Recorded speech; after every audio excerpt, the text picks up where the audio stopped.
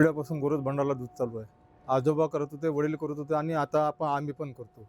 आज आता ही जी धाड पडली, नुसतं साफसफाईच्या कारणावरून आमचं उत्पादकाचं दूध बंद केलं. त्याच्यामुळे आता शेतकऱ्याची आखाडचा टाईम आहे, बी-बियाण्याची वेळ आहे.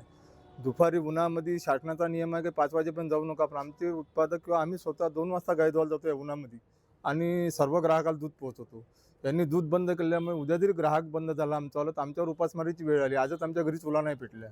आमचे पुरावा विचारते, बाबा हे दूध एवढं कसं काय करायचं? आम्ही त्यांना उत्तर देऊ शकत नाही. पालकमंत्र्याला निवेदन, पालकमंत्री म्हणते, बा तुमचं मदरची व्यवस्था करतो. मदरचा आमचा 7 रुपयाचा फरक आहे आणि मेहनतीचाही फरक आहे. बाकी मदरचा सकाळ संध्याकाळचं दूध आहे, आम्हाला पहाटे 4 वाजता उठावं लागते, दुपारी 2 वाजता उठावं लागते. याच्यामुळे आमचा 2-4 रुपयाचा फरक आहे. त्या 2-4 रुपयाच्या भरवशावर आमचं डेव्हलपमेंट आहे.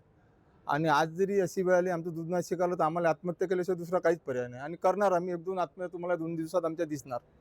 आज जवळपास 800 चुली आमच्या पेटून आणायला बंद झाल्या. काय करायचं? दुधाची विल्हेवाट लावायचं. आमची गाय ढेप चारवाच लागते.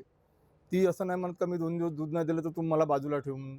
तिच्याजवळ गेल्यावर फडकन लाथ मारते. त्या विद्या कोणाला माहीत आहे?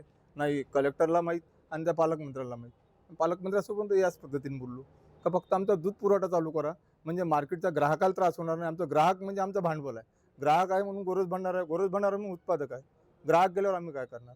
यांनी व्यवस्था केली की तुम्ही मदरला 2-4 दिवस दूध द्या. 2-4 दिवसात आमचं ग्राहक गेलं 4,000-5,000 दूध मार्केटमध्ये जाते.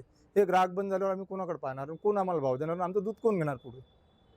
त्याच्यामुळे खूप मोठा भारी प्रश्न आहे. त्याच्यामुळे ताबडतोब तुमच्या माध्यमातून आमचं दूध स्वीकारावं आणि दूध विक्री चालू व्हावं. बाकी प्रोडक्शन बंद राहिले, आम्ही गुन्हा केला असेल तर आम्हाला फाशीवर चढवलं तरी चालते, पण आमचं दूध स्वीकारायला पाहिजे. आमच्या जनावरांनी गुन्हा नाही केला.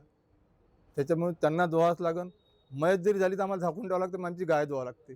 त्याच्यामुळे जनावरांसोबत वागणारे लोक आहोत आम्ही आणि जनावरांसारखे जगणारे लोक आहोत. त्याच्यामुळे आमची व्यवस्था शासनाने ताबडतोब करायला पाहिजे. शेतकरी दूध व्यवसाय आमच्यावाला. काल एफडीएने गोरज भांडारमध्ये जे चौकशी करून जे कारवाई केली आणि अन्न प्रशासन विभागाने आल्यावर प्रोसेसिंग युनिट आणि हे जे स्टॉप करण्याची प्रक्रिया दिली, त्यामुळे शेतकऱ्यांचे दूध जे आहे ते कालपासून घरीच राहण्यात आलं. घरी राहण्यात आल्यामुळे ते खराब झालं आणि शेतकऱ्यांना त्याचा प्रचंड नुकसान झालं. आज याच्यावर उपाययोजना म्हणून शेतकऱ्यांनी दुधाचं काय करायचं म्हणून शेतकऱ्यांनी स्वतः कलेक्टर ऑफिसमध्ये येऊन निवेदन देण्यासाठी कलेक्टर मॅडमची भेट घेतली. सदरी उपाययोजना काढताना त्यांनी आश्वासन दिले की शेतकऱ्यांचं दूध जे आहे ते कलेक्ट करून आपण मदर डेअरीला देण्याची व्यवस्था करण्यात येईल.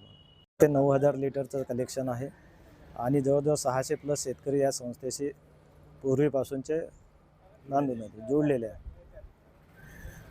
शहरामध्ये सकाळ आणि संध्याकाळी मिळून दोन्ही 4,500 ते 4,500 ते 5,500-6 हजारापर्यंतचा वाटप होत होते. भंडारचा दूध आम्ही सगळे प्रॉडक्ट आम्ही घेत आलेलो आहोत आणि यांना आम्हाला म्हणजे काही म्हणजे 1 रुपयाची पण आम्हाला शंका नाही की इथे चांगलं नसेल.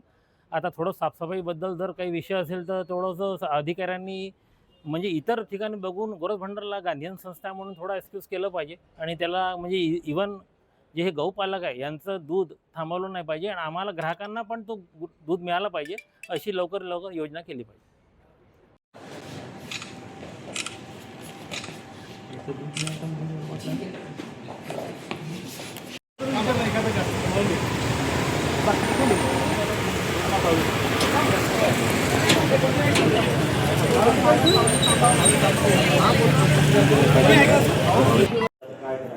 त्यांना डायरेक्ट विचारणार सोशल मीडिया हे झालेल्या शिवसेना संस्थेच्या पहिल्यांदाही कारवाई.